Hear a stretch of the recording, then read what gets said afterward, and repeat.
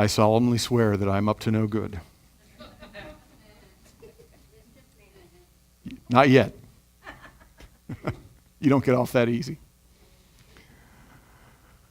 So it's a wonderful day to be here, and it's a joy to be with people having fun. It really, truly is. Yeah. And as you know, we are, some of us at least, wearing masks or other things that cover our faces.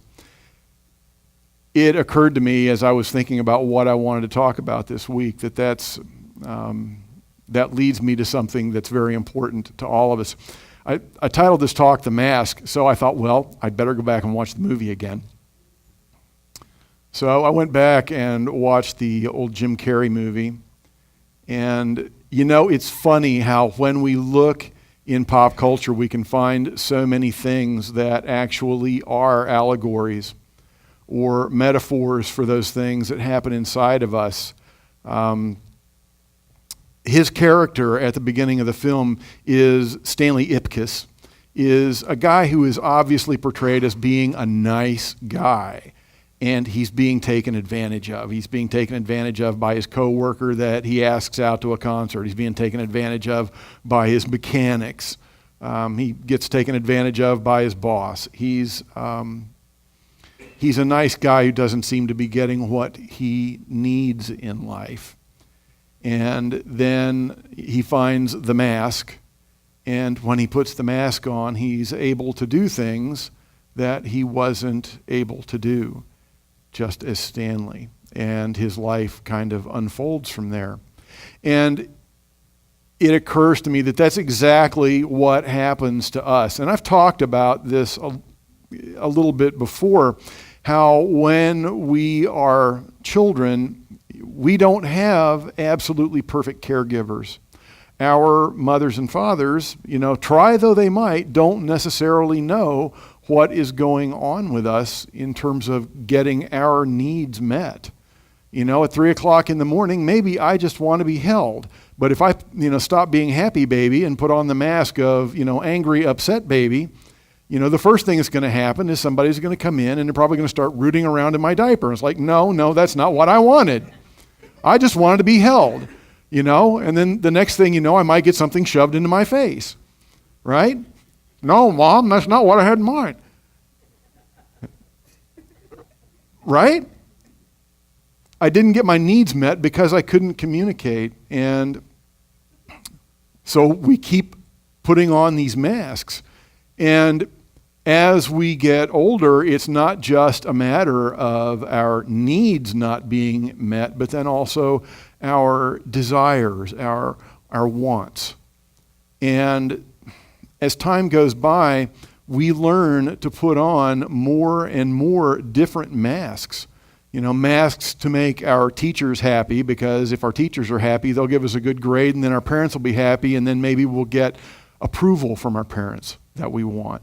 Or we'll get we'll get taken to dinner with them, or we'll get some kind of treat or a toy. We'll be rewarded in some way. And it goes on all the way up through. It becomes our bosses, our spouses, the people that we know out in society. And we all have a pile of masks in our homes, and we put on a different one depending on who we're about to see and what we're about to try to get, what need we are about to attempt to get filled. It's interesting, some of the masks that we see people wearing and some of the costumes that we put on at Halloween, they're very frightening creatures. Darth Vader, one of the greatest villains in modern cinematic history.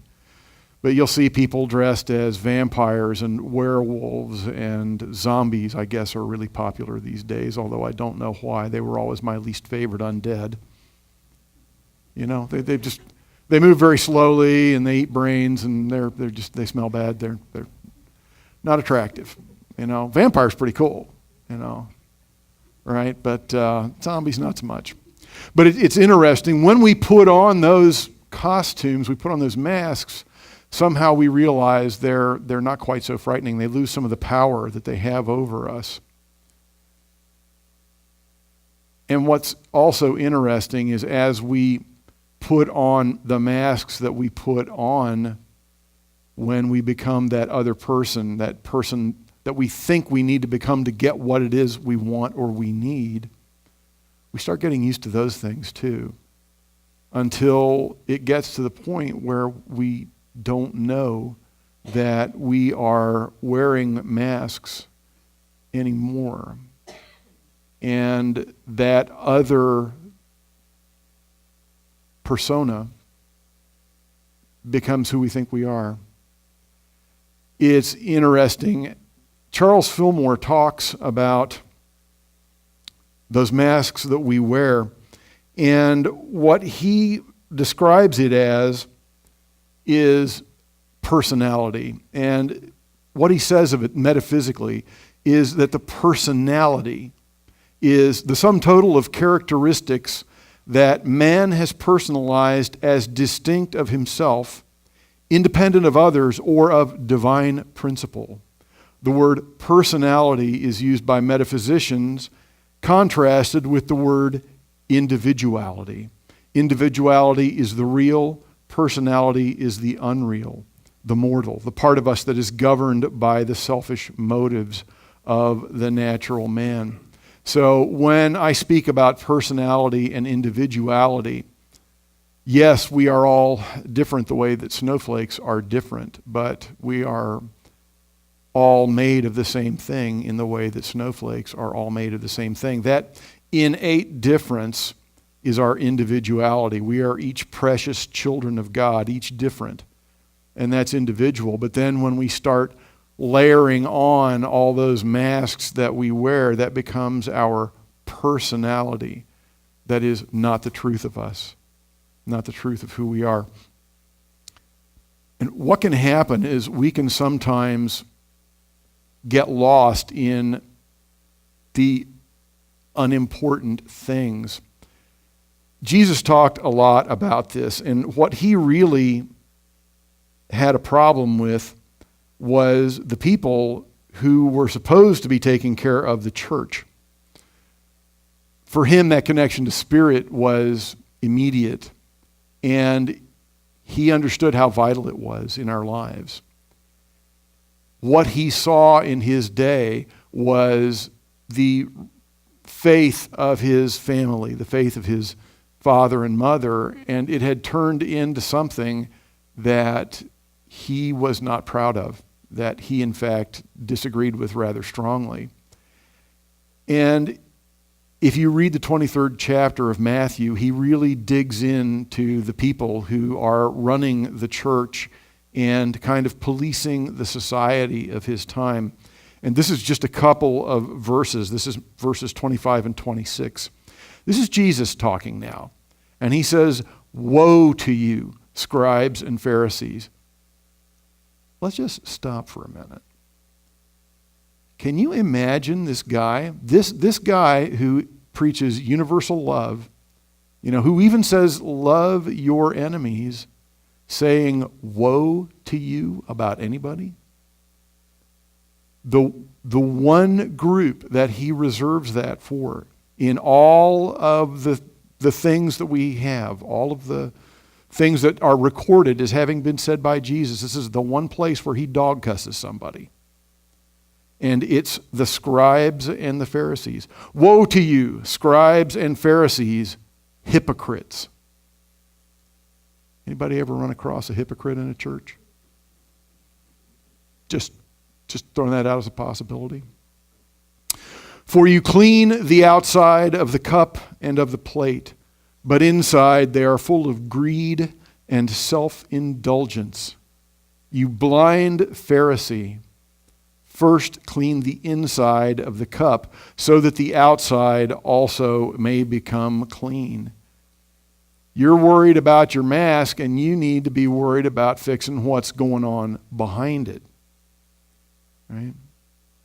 See, the scribes were, and a lot of people, we don't know what those were these days. So I did a little research. The scribes were the people who essentially held the oral tradition of the Judaic faith.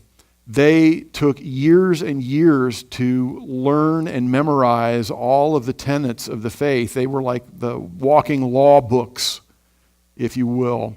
It was said that they had to be at least 40 years old before they could actually attain that rank. And they were kind of the ones who went around deciding, yes, this is the way it's supposed to be according to the law. No, that's supposed to be according to the law. Then the Pharisees were probably the most powerful religious group. Pharisee means separated one. And they separated themselves from everyone else because they had to hold the law so strictly. They could not be polluted by anything unclean. And in those days, the purity laws were very strict. And when Jesus told the story about the Good Samaritan, he wasn't talking about how good the Samaritan was. What he was really doing was pointing out that the purity laws that those Pharisees were interested in were more important to them than a guy who lay dying on the highway from being attacked and robbed. So, to the majority of the Pharisees, what religion meant was keeping rules and regulations. So when Jesus appeared to break the law, they saw him as a danger to Judaism. Now, this is a passage from Luke, and I'm going to read you from the translation called The Message, which is kind of fun because it's written in very modern language. So this is Luke chapter 12, verses 1 through 3. And by this time, the crowd, unwieldy and stepping on each other's toes, numbered into the thousands. But Jesus' primary concern was with his disciples. He said to them, "Watch yourselves carefully so you don't get contaminated with Pharisee yeast, Pharisee phoniness. You can't keep your true self hidden forever. Before long, you'll be exposed. You can't hide behind a religious mask forever. Sooner or later, the mask will slip and your true face will be known.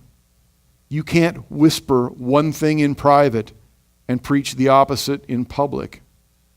The day is coming when those whispers will be repeated all over town." Anybody grow up in a church where, the people that stood up here said one thing on Sunday, but it acted a different way the rest of the week? Or maybe some of the people that you sat with out in the pews? I know it happened in the church I grew up in. I find it interesting that the one group that Jesus actually condemns are hypocrites.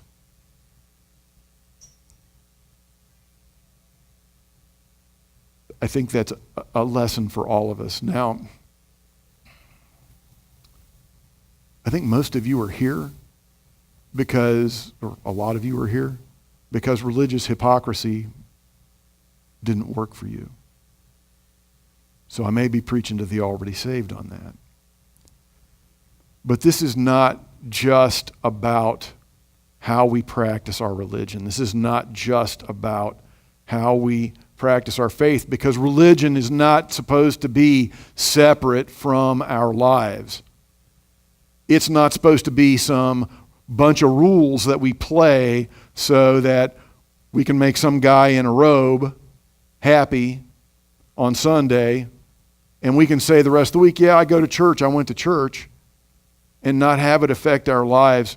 It's funny, on Friday at the Metaphysical Musings with the minister, we were talking as we always do, and kind of wide-ranging, and it was suggested that sometimes I need to lighten up a little bit. And my response was, hey, I'm light sometimes. But the truth is, I understand how important this is. This to me is not for show. This is not a game that I play. My spiritual life saved my life. I think people who come from recovery of one type or another understand what's at stake.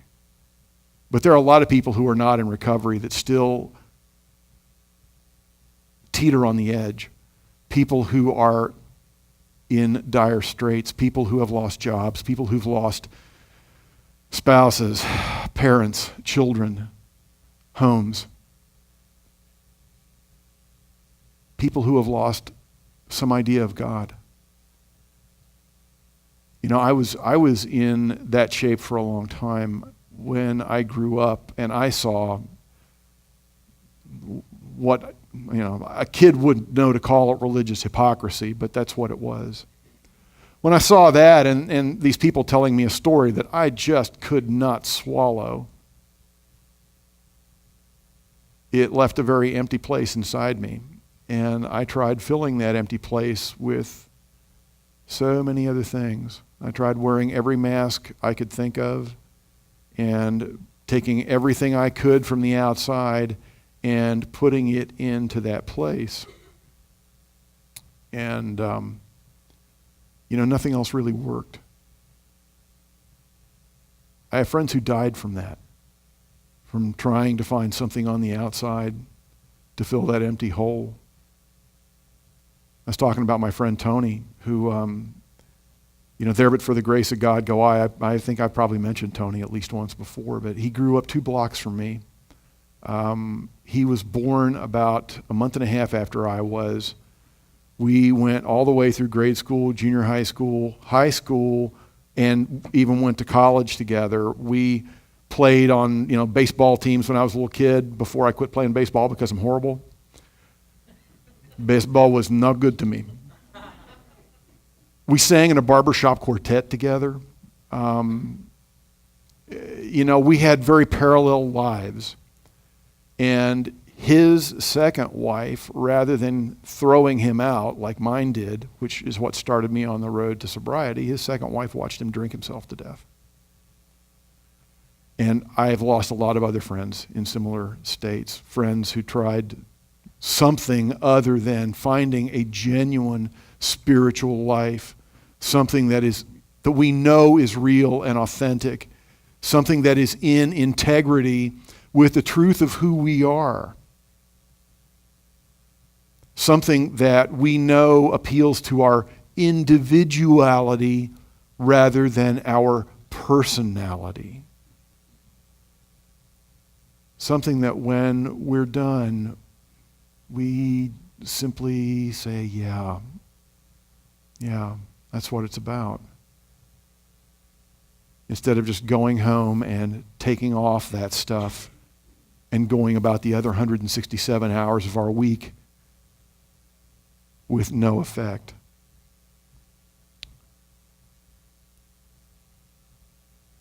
When we develop that relationship with the universe, when we have that personal God by whatever name, and it doesn't matter, what you call it, God, the universe, Spirit,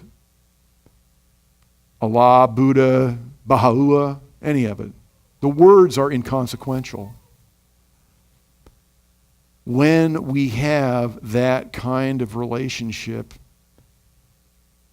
we can start dropping those masks that we've been wearing. Because at some point, the wearing of those masks becomes more painful than the fear we perceive of what will happen to us if we just become ourselves. If we just live from our individuality, if we just allow the Christ of us to shine through. Jesus was an example of what it looked like when somebody said, you know what? I'm not playing the game anymore. I am going to be who I am, and that is a child of a loving God. And I understand how important this is So not only am I going to do it, but I am willing to lay down my life to teach you all how to do it too.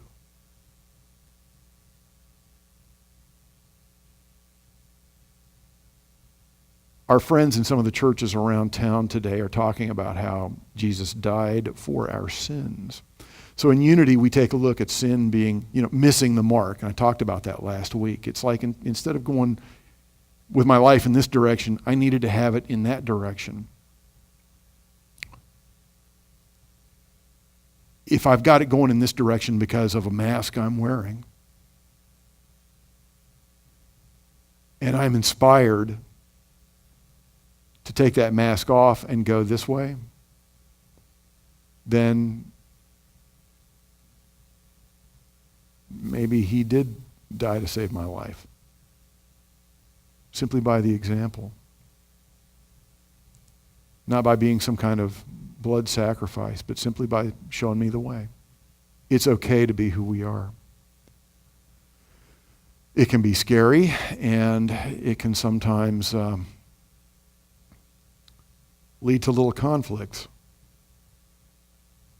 But the truth is, what's on the other side of those conflicts, a life of being in integrity,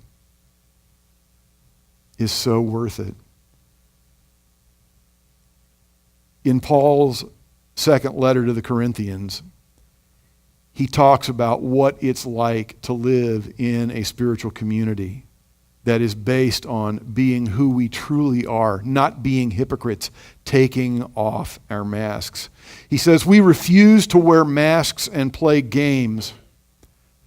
We don't maneuver and manipulate behind the scenes. And we don't twist God's word to suit ourselves. Rather, we keep everything we do and say out in the open, the whole truth on display, so that those who want to can see and judge for themselves in the presence of God. Now, does that sound like the kind of church you want to be a part of? It does to me. So, at some point today, we'll all take off these masks that we're wearing. And I would invite all of us to consider putting down the masks and being who we truly are. Allowing that Christ to live through us, being our individuality and not our personality. At the end of the movie, The Mask, Stanley realizes that he's actually better off without his mask. He still gets the girl, gets to keep his dog. Life is good. He takes the mask and tosses it away where he found it. We don't need those masks. We may think we do, but the truth is, if we just allow ourselves to be who we are, we get enough treats at Halloween and the rest of the year as well. Please join me in prayer. Sweet Spirit, we come to you today. We drop every mask. In our oneness with you, we know the truth. We know that we are lights shining together.